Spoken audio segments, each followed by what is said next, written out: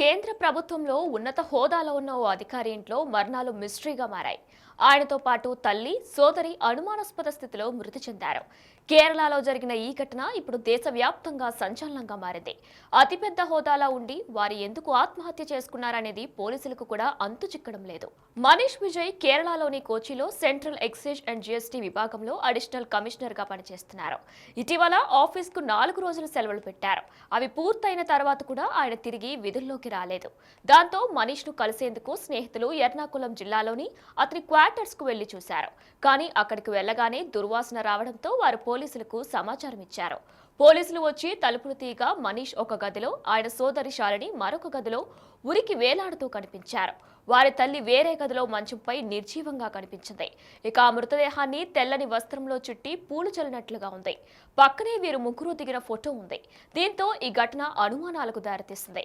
వారి తల్లి ముందే చనిపోయి ఉండొచ్చని, లేకపోతే తల్లిని ముందే చంపేసి వీరు ఆత్మహత్యకు పాల్పడి ఉండొచ్చని పోలీసులు అంచనా వేస్తున్నారు. అయితే కొద్ది రోజుల క్రితమే వారు మృతి చెందినట్లు కోచి పోలీస్ కమిషనర్ తెలిపారు.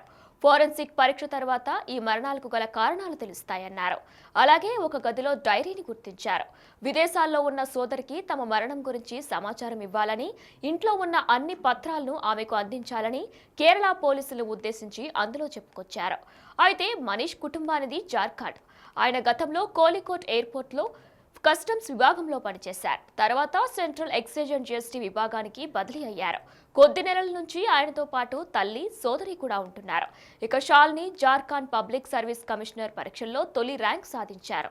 ఆ పరీక్షల్లో జరిగిన అవకతవకలకు సంబంధించి కేసును సిబిఐ విచారిస్తుంది. ఇక ఈ కేసులో ఆమె నిందితురాలుగా ఉన్నారు. దీంతో మనస్తాపానికి గురై వీరి కుటుంబం ఆత్మహత్య చేసుకుని ఉండొచ్చని పోలీసులు అనుమానిస్తున్నారు. ఇటీవల మనీష్ లీవ్ పెట్టింది కూడా ఆ లీగల్ కేసు పని మీదే అని తెలుస్తుంది. దీనిపై పూర్తి దర్యాప్తు జరుగుతుందని పోలీసులు తెలిపారు.